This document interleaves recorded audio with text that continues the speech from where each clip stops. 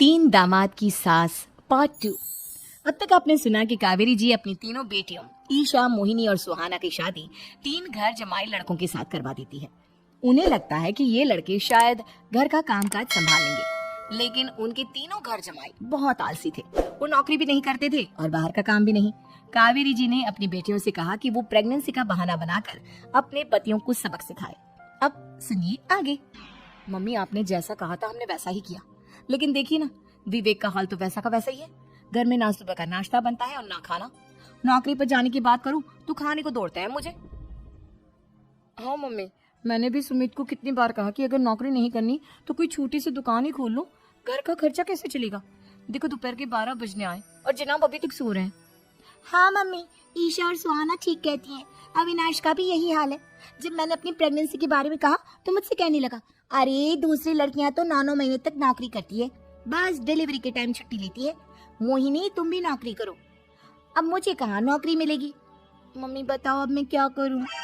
हे भगवान, क्या सोचकर घर जमाई दामाद लाई थी मैं कि मेरी बेटियां मेरे पास रहेंगी और खुश रहेंगी, लेकिन इन आलसी दामादों ने तो हमारी जिंदगी को भी प्रॉब्लम में डाल दिया है। मैं तो कहती हूँ मम्मी, हम लोग वापस अपनी जॉब पर जाना शुरू कर देते हैं। बता देते हैं इन लोगों को कि हमने प्रेगनेंसी का बहाना किया है। नहीं नहीं बेटा, ऐसी गलती भी मत करना। अगर तुमने ऐसा किया तो इन तीनों की आदत और खराब हो जाएगी।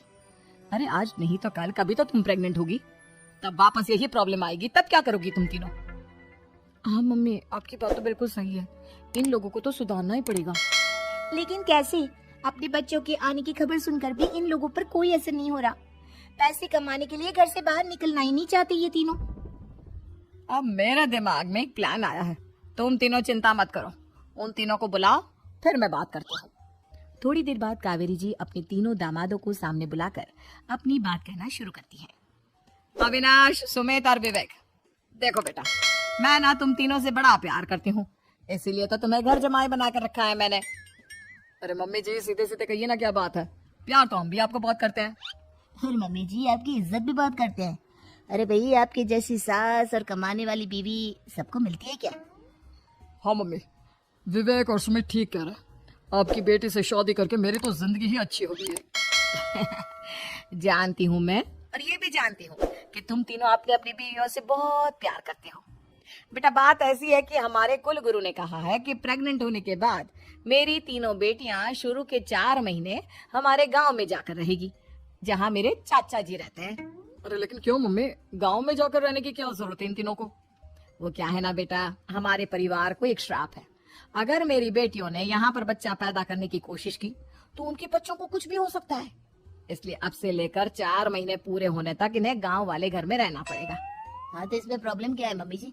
हम भी वहाँ जाकर रहेंगे, पिकनिक मनाएंगे। अरे भाई, बीवी जहाँ हम भी वहाँ। हाँ यार, आइडिया तो बहुत अच्छा है।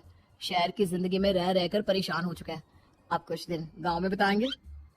तुम लोग समझने की कोशिश क्यों नहीं करते? तुम में से कोई भी वहां नहीं जा सकता, और मैं यहाँ रहूंगी ना तुम तीनों के साथ। 4 महीने की तो बात है, उसके बाद ये तीनों ही लौट कर आ जाएंगी। ठीक है मम्मी जी, अब हमारे बच्चों का सवाल है तो ये तो करना ही पड़ेगा। कावेरी अपनी तीनों बेटियों को कुछ दिन के लिए घर से बाहर कहीं दूसरे शहर में रहने के लिए भेज देती है। कुछ दिनों के बाद, अरे मम्मी जी, बहुत दिन से पिज्जा नहीं खाए, मंगवाइए ना। क्या बताऊं बेटा, पहले तो बेटियां खर्चा दे देती थी क्योंकि उनकी नौकरी थी, लेकिन अब तो मेरे पास पैसे ही नहीं बचे।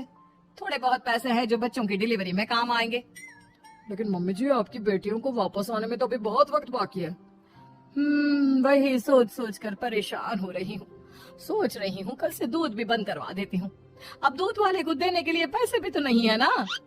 अरे नहीं नहीं मम्मी जी, अगर दूध भी बंद करवा दोगी तो मुझे चाय कहाँ से मिलेगी? और चाय के बिना मैं तो मर ही जाऊंगा। क्या करूं बेटा, इसके अलावा हमारे पास कोई ऑप्शन नहीं है। मेरे पास पैसे ही नहीं बचे। इस तरह कावेरी जी धीरे धीरे अपने तीनों दामादों को पैसे देना बंद कर देती हैं और घर में खाने पीने की चीजें लाना भी बंद कर देती है। अब वो तीनों पूरी तरह से परेशान होने लगे थे, और इसलिए एक दिन तीनों प्लान करके घर से बाहर निकलते हैं। और बाजार में जाने के बाद, यार अच्छा खाना खाए हुए कितने दिन हो गए, पता नहीं कब अच्छा खाना मिलेगा। हमारी बीवियों के जाने के बाद तो हमारी हालत भिखारियों जैसी हो गई है यार। कुछ भी हो, मुझे तो आज पिज्जा खाना ही खाना है। जेब में 1 रुपया नहीं है और पिज्जा खाएगा, कहाँ से आएंगे पैसे? अरे देख, वहाँ सामने बोर्ड पर क्या लिखा हुआ है, कंप्यूटर पर काम करने के लिए एक आदमी की आवश्यकता है। भाई मैं तो जा रहा हूँ, काम करूंगा और शाम तक पैसे लाकर आराम से पिज्जा खाऊंगा। जा जा, तुझे कोई काम नहीं देने वाला, हम तो घर जा रहे हैं। चल भाई सुमित। सुमित और अविनाश वहां से चले जाते हैं और विवेक उस कंप्यूटर शॉप पर सारा दिन काम करके 5,000 रुपए कमाकर घर लौट कर आता है और अपने खाने के लिए अच्छी अच्छी चीजें भी लेकर आता है। ये देखकर विवेक और सुमित के दिल में भी कुछ पैसे कमाने की इच्छा जागती है। अरे सुबह सुबह कहाँ चल दी है तुम? मम्मी जी एक बहुत अच्छी जगह मिली है, कंप्यूटर पर काम करने के 5,000 मिले थे कल मुझे। अगर रोज काम करूंगा तो पूरे 40,000 की तनख्वाह। अरे वाह, ये तो बहुत अच्छी बात है दामाद जी, आपको जाना ही चाहिए। सुमित और अविनाश विवेक को इस तरह तरक्की करते देखकर परेशान हो जाते हैं और वो दोनों भी काम की तलाश में निकल पड़ते हैं। धीरे धीरे उन दोनों को भी काम मिल जाता है। अब कावेरी के तीनों दामाद छोटी मोटी नौकरी करके अच्छा पैसा कमाने लगे थे। एक दिन कावेरी उन्हें अपने पास बुलाती है। अरे वाह, विवेक 40,000 कमा लेता है, अविनाश 60,000 और सुमित तुम भी 40,000 के आसपास कमा ही लेते हो। कुल मिलाकर तुम अच्छे खासे पैसे कमा रहे हो बेटा।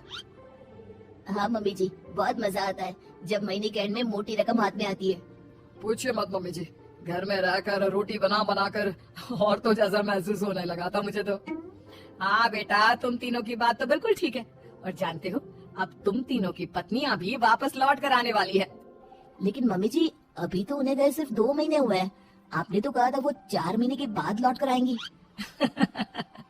ऐसा कुछ नहीं है बेटा, मैं सिर्फ तुम तीनों को सबक सिखाना चाहती थी कि आदमी घर में बैठकर बीवी की कमाई खाता हुआ अच्छा नहीं लगता। इस दुनिया में हर इंसान को मेहनत करनी चाहिए, काम करना चाहिए, चाहे वो औरत हो या आदमी, ताकि अपने परिवार को संभाल सके। कावेरी की बात सुनकर उन तीनों को अपनी गलती का एहसास होता है और कावेरी उन्हें सच बता देती है कि ईशा, सुहाना और मोहिनी शहर में ही कहीं दूसरी जगह रह रहे थे। शाम के वक्त उन तीनों की पत्नियां लौट कर आ जाती है और कावेरी जी का परिवार एक खुशहाल परिवार की तरह रहने लगता है।